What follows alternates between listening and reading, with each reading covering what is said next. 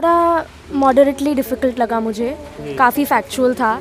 कुछ चीज़ें ऐसी थी जो अगर नहीं पढ़ी हो तो आंसर में बहुत कम लिखने का ऑप्शन होता है। GS1 GS2 कंपैरिजन में काफ़ी जनरल था। GS3 थोड़ा मुश्किल लगा मुझे, लंबा भी था।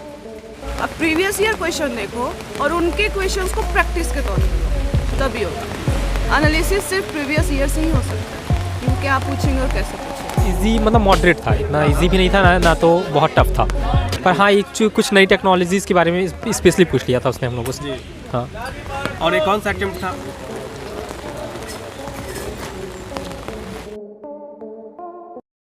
कैसा पेपर था मैम आज का? थोड़ा मॉडरेटली डिफ़िकल्ट लगा मुझे, काफ़ी फैक्चुअल था। कुछ चीज़ें ऐसी थी जो अगर नहीं पढ़ी हो तो आंसर में बहुत कम लिखने का ऑप्शन होता है। GS1 GS2 कंपैरिजन में काफ़ी जनरल था। GS3 थोड़ा मुश्किल लगा मुझे, लंबा भी था। तो मेंस की आंसर राइटिंग की तैयारी कितनी देर किया था आपने? I think main practice prelims के बाद से स्टार्ट किया। हर रोज़ 2-2 आंसर ऑप्शनल के और हर हफ्ता एक टेस्ट सीरीज़। आपने प्रीलिम्स की तैयारी मैम कब से शुरू किया था? प्रीलिम्स की तैयारी आई थिंक लास्ट ईयर से। करंट अफेयर्स जैसे 1 साल का करना होता है, और जो मेन बुक्स है लक्ष्मीकांत, स्पेक्ट्रम, ये सब 6 महीने में कवर कर लिए थे मैंने। मीडियम कौन सा था आपका? English medium.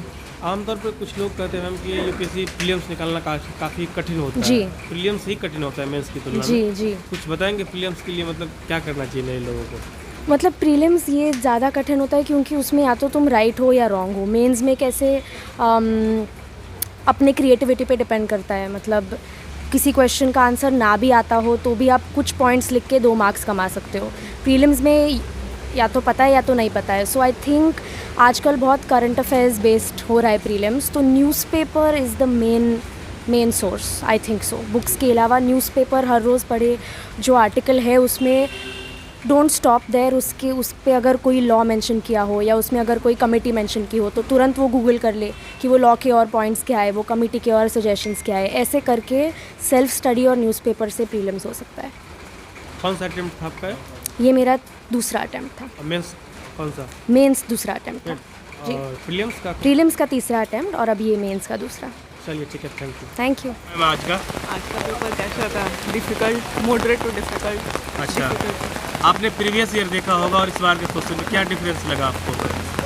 कल के पेपर लेने थे, बट आज के पेपर लाइक कंटेम्पररी जो ट्रेंड है उसके बेसिस पे। अच्छा। मेंस के लिए आमतौर पे कितनी देर आंसर राइटिंग करना चाहिए मैम? मेंस के लिए आंसर राइटिंग बहुत सारा करना चाहिए। एटलीस्ट प्री के और मेंस के बीच में तो 20 टेस्ट तो दे ही देना चाहिए। 20 टेस्ट तो देना चाहिए, और वो डेली एक क्वेश्चन लिख के ठीक है प्रैक्टिस कर सकते हैं, बट 3 घंटे के अंदर पेपर पूरा करने का जो टेक्निक है वो सिर्फ टेस्ट दे के आए हैं। टेस्ट से क्वेश्चन रिपीट नहीं होंगे, but you will learn the skill how to write in the given time frame. तो टेस्ट बहुत इंपॉर्टेंट है, इसलिए टेस्ट इंपॉर्टेंट है। आपका कौन सा अटेम्प्ट था ma'am? 3rd attempt and 2nd mains. Second mains. हाँ। कुछ लोग मैम जो मतलब प्रीलिम्स नहीं निकाल पाते यूपीएससी का, क्या कारण होते हैं उनके लिए? प्रीवियस ईयर नहीं देख के जाते, है ना?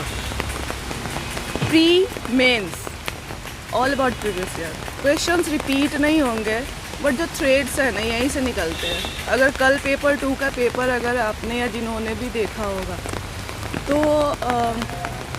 आप कोचिंग वाले जो क्वेश्चन बनाते हैं वो उस तरह वहाँ तक पहुँच ही नहीं सकते। आप उनके कोचिंग के क्वेश्चंस को देख करके अगर आप सोचोगे कि नहीं मतलब ऐसे ही क्वेश्चन आएंगे, नहीं आएगा। आप प्रीवियस ईयर क्वेश्चन देखो और उनके क्वेश्चंस को प्रैक्टिस के तौर पे लो, तभी होगा। एनालिसिस सिर्फ प्रीवियस ईयर से ही हो सकता है। इजी मतलब मॉडरेट था, इतना इजी भी नहीं था ना तो बहुत टफ था। पर हाँ, एक कुछ नई टेक्नोलॉजीज़ के बारे में स्पेशली पूछ लिया था उसने हम लोगों से। हाँ। और ये कौन सा अटेम्प्ट था आपका? ये मेरा सेकंड अटैम्प्ट था। हाँ। सेकेंड अटेम्प्ट था। हाँ। और मेंस पहले बार दे रहे हैं? हाँ, मेंस पहली बार है मेरा।